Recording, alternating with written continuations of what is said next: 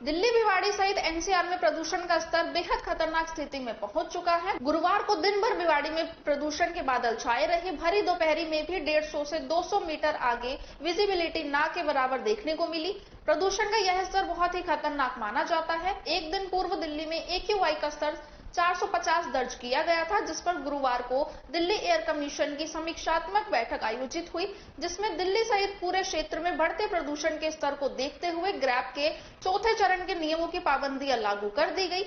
Grab के चौथे चरण की लगाई गई पाबंदियों के तहत पूरे एनसीआर रीजन में सभी प्रकार की कंपनियों को बंद करने के आदेश जारी किए गए हैं। इनमें आवश्यक वस्तुओं एवं आवश्यक सेवाओं को कुछ छूट प्रदान की गई है।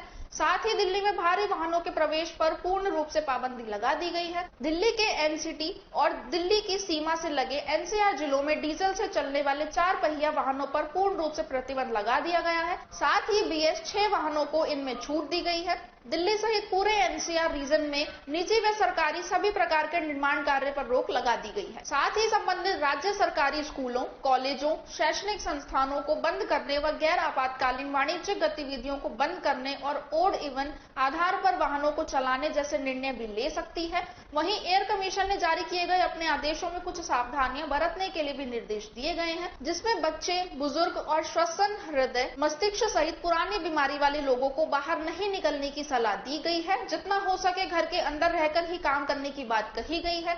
एयर कमीशन के द्वारा जारी किए गए आदेशों में बताया गया कि 6 नवंबर से वायु गुणवत्ता में सुधार की संभावना जताई जा रही है। उप समिति 6 नवंबर को फिर से वायु गुणवत्ता की समीक्षा करने के लिए एक बैठक का आयोजन करेगी और उसके बाद किए जाने वाले ग्रैब के उपाय पर उचित निर्णय लेगी। दिल्ली सहित एनसीआर में एयर कमीशन ने 4 चरणों में सिलसिलेवार उप समिति की बैठकें आयोजित कर ग्रैब के 1 से लेकर 4 चरणों को लागू किया है, जिसमें 5 अक्टूबर को पहला चरण, 19 अक्टूबर को दूसरा चरण, तो वहीं 29 अक्टूबर को ग्रैब का तीसरा चरण लागू किया गया। व 3 नवंबर को प्रदूषण जब बेहद खतरनाक स्थिति पर पहुंचा तो एयर कमीशन ने ग्रैब के चौथे चरण के नियमों को लागू कर दिया। इससे आगे अब 6 अक्टूबर को उप समिति की बैठक आयोजित की जाएगी एवं उस समीक्षात्मक बैठक के दौरान आगे के लिए निर्णय लिए जाएंगे। देखिए, ग्रैब का जो अपना प्रोटोकॉल है उसके अंदर इम्पोर्टेंट चीज जो इन्होंने दी है, जहां से हम लोग स्टार्ट होते हैं, वो है मेन रोड डस्ट कंट्रोल करना, सीएनजी एक्टिविटीज के ऊपर डस्ट को कंट्रोल करना।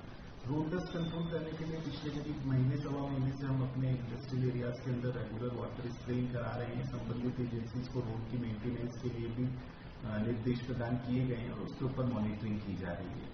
सीएनजी एक्टिविटीज के ऊपर श्रीमान जिला कलेक्टर साहब के निर्देश के अनुसार जॉइंट टीम्स जो बनी हुई है, हालांकि सीएनजी के अलग अलग स्टेक होल्डर भी हैं, जिसके अंदर रिको अपने यहाँ भिवाड़ी के परिप्रेक्ष्य के अंदर रिको, गीता, नगर पालिका, हाउसिंग बोर्ड, PWD मेन है। इन सभी की जॉइंट दलों के द्वारा 3 बार कार्रवाई की जा चुकी है और करीब इसके अंदर 15-16 वायलेशन भी इन्होंने पकड़े और वहां काम भी बंद करवाया है।